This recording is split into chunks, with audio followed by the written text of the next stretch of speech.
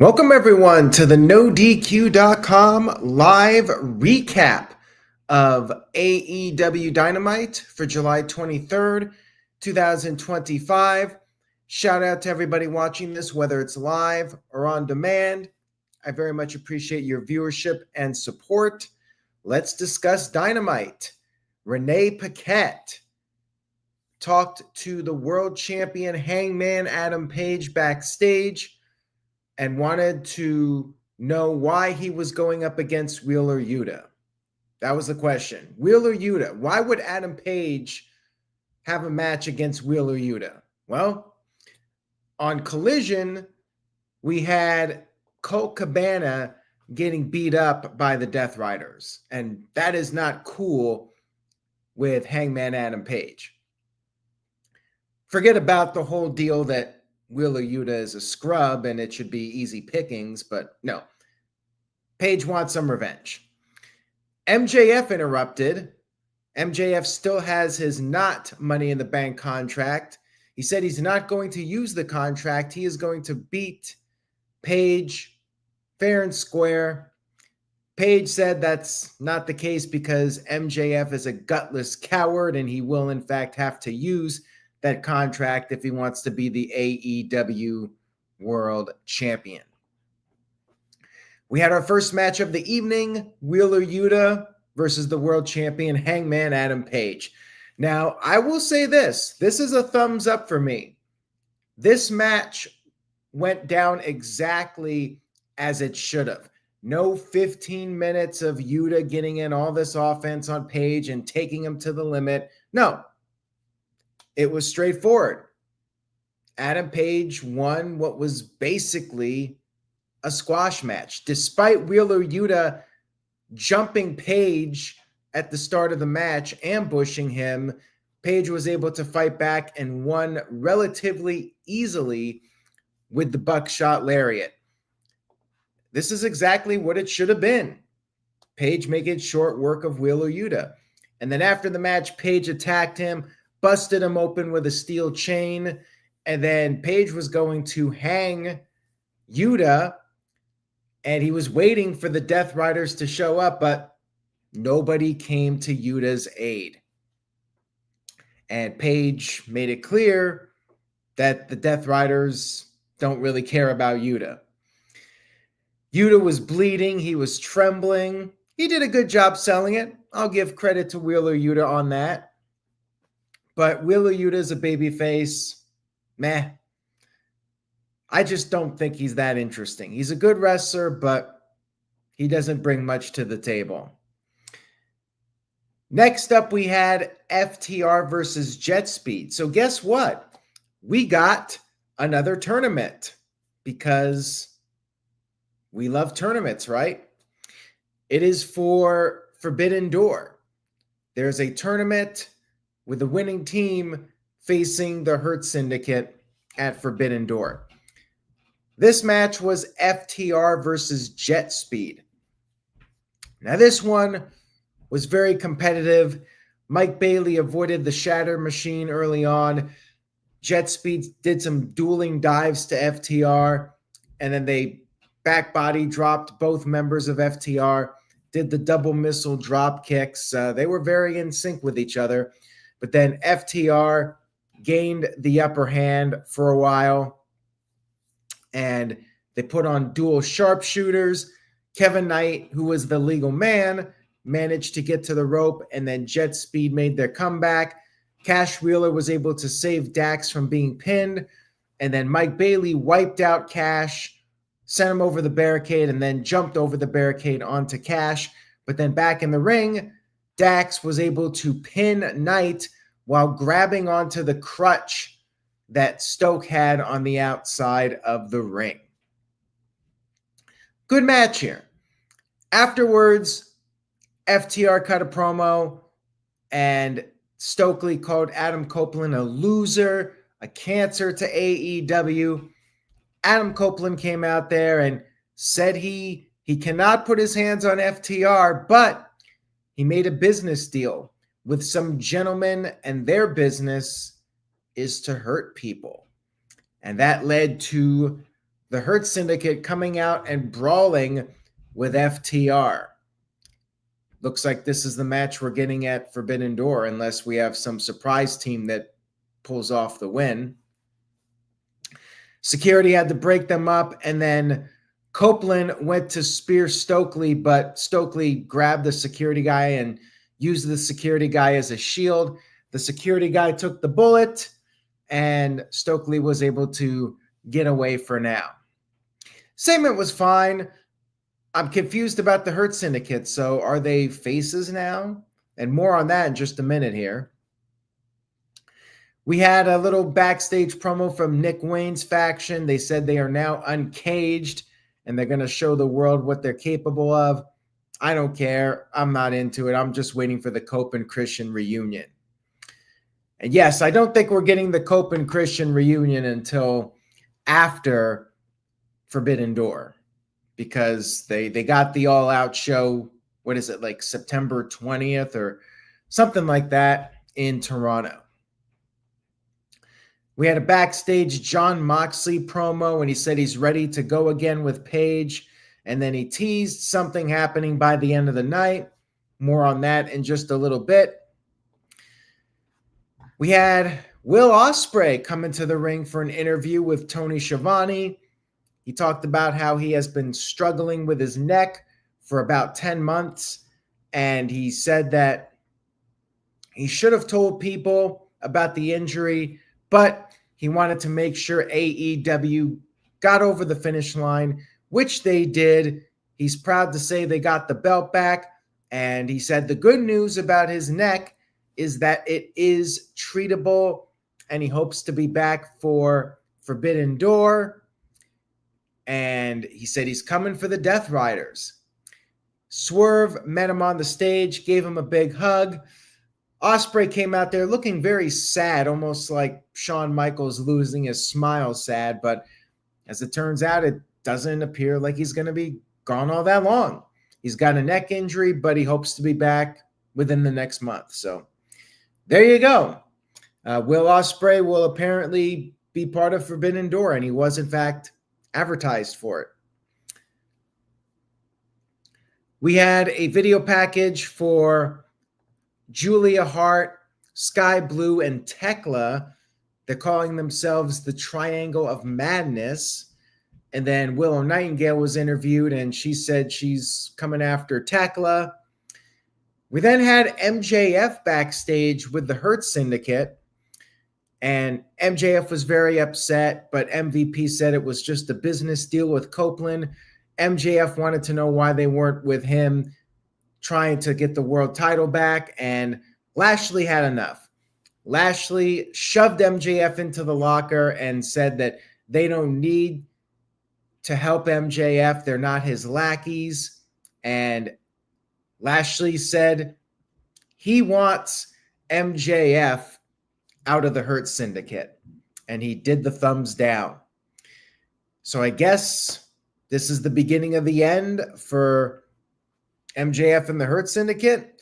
It definitely feels, going back to earlier, it definitely feels like a babyface turn for the Hurt Syndicate. But I think MJF needs to turn, quite frankly. Where is Kenny Omega? Kenny Omega is taking some time off. He's beat up. He's not the youngest wrestler on the roster right now. And he's coming off diverticulitis. So he's off for a little bit. Was not on this show. Next up, we had women's champion Toni Storm versus Billie Starkz in the women's match of the evening. It's like this match was every soften up the champion match you've ever seen. Billie Starkz is the young rookie, and Athena sent her out there to try and wear down Toni Storm, and Starkz did well. She did better than Wheeler Yuta. She did get in some offense, and there were a couple of times where she almost beat Toni Storm, but then Toni got on the chicken wing, got the submission victory, but then Starkz attacked her after the match. Athena came down and jumped in on the attack, hit her with the contract, and was maybe going to cash it in, but then Alex Windsor, the newest, I guess, toy of Tony Khan until he moves on to the next one, came out there and attacked Athena. Billie Starkz, I haven't really seen much of her, but she does not come off as menacing at all. She's supposed to be like this vicious heel, and I'm just not buying it. She's hitting her with the title, and it's just not believable to me. And I am looking forward to Athena versus Toni Storm, but I don't have much hope that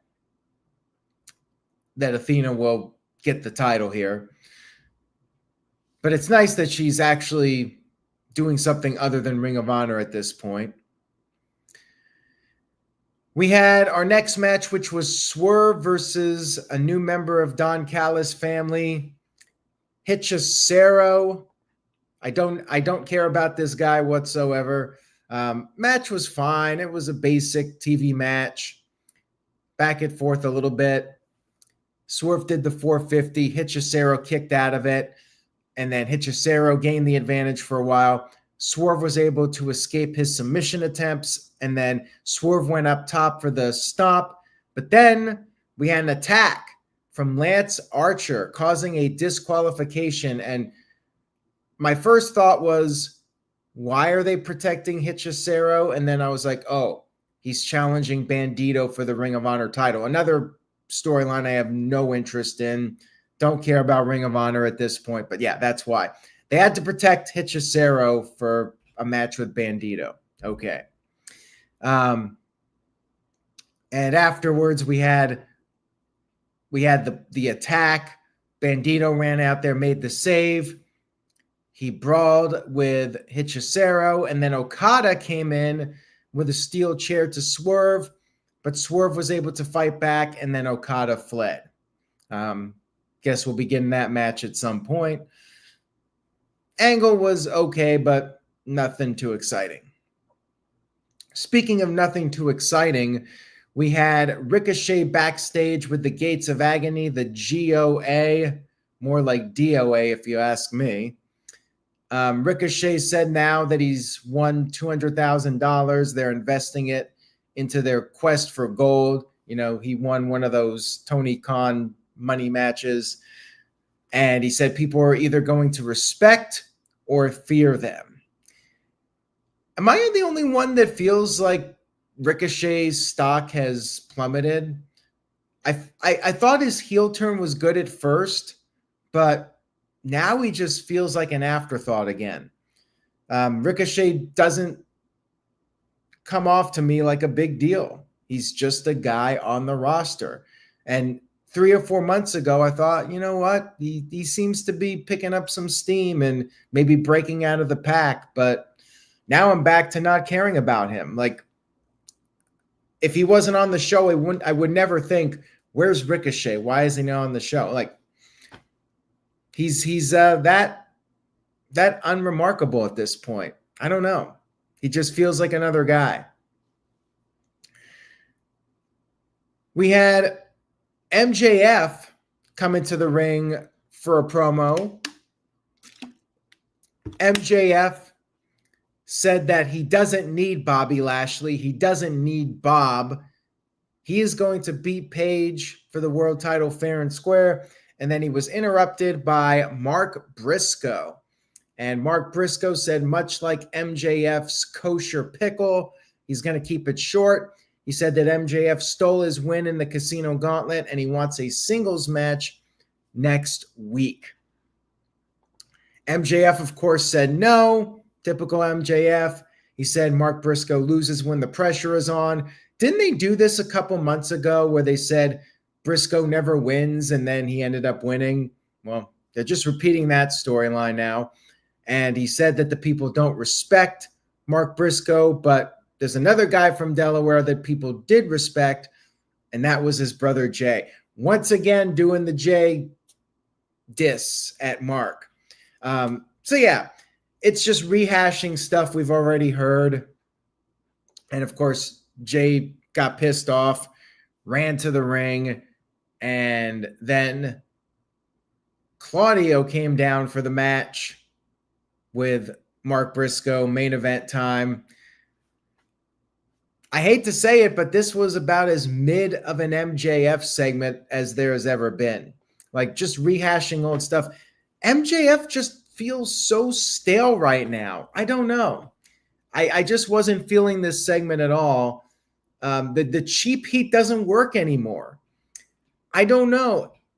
The Hurt Syndicate stuff was starting to intrigue me a bit, but overall, MJF's heel character, like, it was cool 4 or 5 years ago, and they turned him face, and it felt like maybe we were getting a new era of MJF and maybe some development with his character, and now he's just back to the old shtick, and it just doesn't have the impact. Bringing up Jay doesn't really do anything for me, especially when they're just repeating the same lines over and over again. And the kosher pickle thing, I mean, it's the same thing as Miz's tiny balls. I mean, you really go back to what CM Punk said a while back, that MJF is just a less famous version of the Miz. And that's what they're doing here. It really is like Miz 2.0 with the kosher pickle stuff. I'm just not really digging it too much. We had our main event, Claudio versus Briscoe. And again, using that line, the guy who doesn't win when the pressure is on, he chokes, kind of gives away how this match is going. So Claudio did get in a lot of offense. And then Darby Allin just randomly appeared in the crowd. And then we never saw him again. So that was very random. Briscoe used this to his advantage. He came off the top with the froggy bow. Claudio kicked out of that. And then Claudio regained the upper hand. He did the avalanche body slam to Mark Briscoe. And he went for the cover, but Briscoe was able to kick out. And then Briscoe rolled him up with a small package and got the win. Big shock here, right? After MJF's promo. After the match, we had a post-match attack, of course. Jon Moxley came out there and said he's there to make sure nobody gets too comfortable. And Adam Page came down and he said he's going to prove himself to Moxley. He said next week it's going to be a world title match. Everybody but a referee is banned from ringside. And then he said he'll see Moxley next week. He called him a dumbass. And that was the end of the show. So here's what I'm wondering. Why not just make this match at All In no interference? Like, why did they have to do the Texas death match stipulation where everybody and their brother can interfere, knowing that's what they always do? Why now? Why now just say, oh, next week we're doing the match? Does Page have special booking powers that we don't know about because he's the world champion? Yeah, I'm just confused about that. But hey, next week we got a world title match in Chicago. This week was Chicago. They're doing the residency, and I like when they change things up with the venues, but I'm not the biggest fan of the residencies because it reminds me of the mid-90s WWF when they would tape like 4 shows in one of those small buildings, and it just felt like a lot of filler. I get that same vibe from this, even though the shows are live, but they might as well be taped because there's really nothing unpredictable happening on these shows, nothing that really makes you feel like you're watching a live show where anything can happen. This was another fairly boring Dynamite. There were a few highlights. I did like some of the Hurt Syndicate stuff, and the wrestling was good. Probably not at the level of some of the other shows in recent months, but decent. Overall, though, like it just felt like a very skippable Dynamite. Like you could have just not watch this week, and you wouldn't be missing much. You really wouldn't. So they're starting to build Forbidden Door. We still have a month until that show. They did this another tag tournament. That's their build up for Forbidden Door so far, as another tournament. I'm going 4 out of 10 again. It just feels cold right now. You know, they had a lot of momentum coming out of All In Texas, and I mentioned it last week. It felt last week like they took their foot off the gas, and same thing this week. I mean, at least they got the world title match for next week. That's something. We got that for next week, and Forbidden Door is still a month away. But as good as Forbidden Door is, it almost feels like a filler pay-per-view before we get to All Out. You know, that seems to be the big one that people are waiting for. I just feel like they need to shake things up with these storylines a little bit. I mean, the Hurt Syndicate one is interesting, but I don't know about MJF as a heel. I feel like the act is really getting played out, and they gotta shake it up a little bit. So yeah, nothing on this show to make my jaw drop, but it was an okay wrestling show. 4 out of 10. Thank you guys for watching. I hope you enjoyed it. And if you did, please give it a thumbs up on the No DQ YouTube channel. And stay tuned to No DQ this week. We got wrestling's hottest audacious takes. New episode coming up Thursday. Friday will be the SmackDown recap, and then maybe some Nintendo Switch this weekend. Stay tuned to the No DQ channel. I know that WWE 2K25 is out on Switch too. I hope to be playing that and posting some videos on the channel. So stay tuned. NoDQ.com will keep you covered with the news and rumors. Say yes to No DQ, and I will see you all next time.